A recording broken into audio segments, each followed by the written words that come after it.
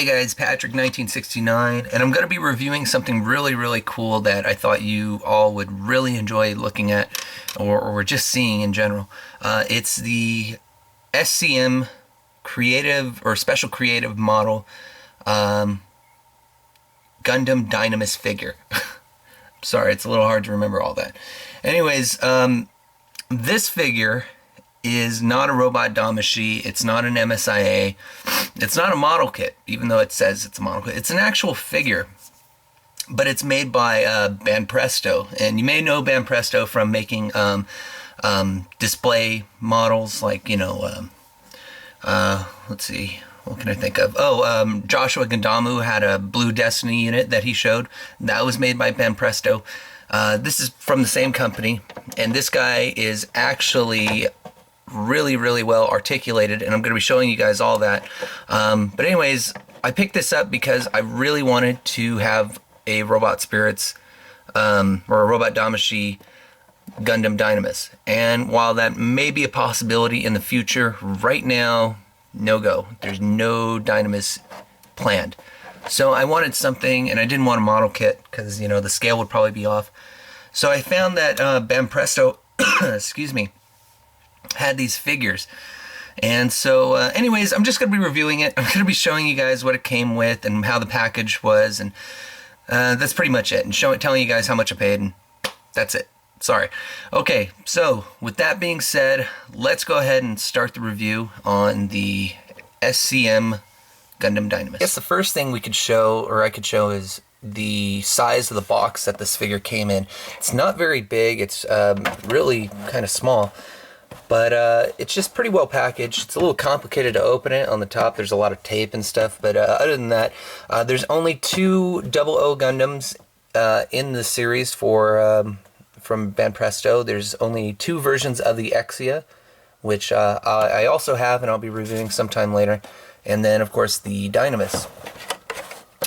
Right here we have a little picture of the Exia, and there's a little bit of some push-out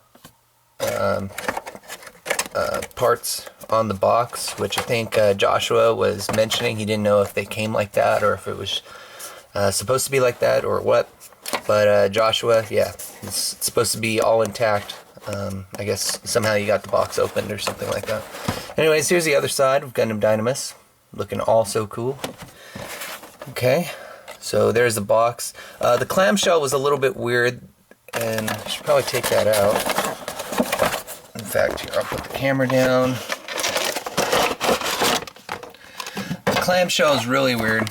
It's built inside, or going outward, or whatever you want to say. So this part houses the figure, and the black portion is just the backer for it, but yeah, it was a little weird. Anyways, you don't get too many accessories, as you can see, but we'll show those off right now. For accessories, you're very limited as to what you get. You only get really three things, if you can count it. You, of course, get the GN rifle, which Dynames is very famous for. And it actually has a removable handle, or side handle. It doesn't swing open, but it very awkwardly fits inside a peg hole system. So it goes like that, as you can see, and then you pull it out, and then the only way you can put it back up is by putting it facing upwards like that. There is a little peg sticking out from the back to put the rifle onto the shoulder of the Dynames, and I'll show you that in a little while. You also get a second set of hands. They're open for holding weapons or guns. And then the last thing you get are these two smaller GN shield bits. You don't get the full GN shield bits, but, you know, something is better than nothing. So I'd rather have two than just one, which I thought Banpresto was going to do. But anyways, now I'll go ahead and show you guys the articulation and the scale. And so let's move on to that. For comparison reasons, we have the Gundam Exia. This is the R2 version. Robot Spirit, of course. And standing it next to the Dynames, it looks pretty good. It's actually around the same height. So if my intention was to get this as a robot spirit or have something close to resembling the robot spirit line, this works very, very well. Let's go ahead and put that to the side now and show you guys the articulation. So these parts move, but let's go ahead and take those off. This is a simple peg system. The holes being on the shoulders and the peg being on the shield bits themselves. So the thing that you obviously can tell is that the waist is on a ball joint, and then the upper torso is then also on a ball joint. So you get double ball joint action right there, with the chest piece actually going into its lower torso there, or lower portion of itself. The arms are on a ball joint as well, can go up and down all around. The arms are actually, are they double jointed? Yes, they are double jointed. You can go about that far up before you can fear something breaking. There's a little bit of plastic right there that kind of constricts it, but actually that's a little bit necessary so it doesn't feel like the arm is too loose when bending. You of course have the famous Dynames butt thrusters that the mobile suit is also well known for. And if you know anything about the Dynames, he has GN beam sabers that are mounted on the side of the thrusters. Unfortunately, those are just sculpted in. You can't actually take those off. But anyways, these are simple peg and ball joint. And let's see, what else? Oh, we also have ball jointed hands, so you can move those all around. They can actually pop off really easy, but they also stay in pretty well. So you got the best of both worlds there. The front skirt is on a ball joint. They can go up that high and move independently. That's pretty cool. You get double joints in the knees, as you can see right there. Can bend about that far back. Ball jointed legs also can do that and everything. Ball jointed ankles, as you can see. And let's see, you kind of have a separate shoulder, inner shoulder piece for the torso, kind of like the original MSIA had for the Gundam 00 line. The head is on a ball joint as well. It does the chicken neck really, really easily. And of course the fins on the collar can go up and down, and these stay up pretty well.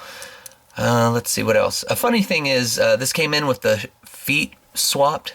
I don't know why, but the Exia also came like that. I don't know if they're all supposed to do that or if there's something to that, but anyways, little armor on the covering the ankles also move. And let's see, am I forgetting anything?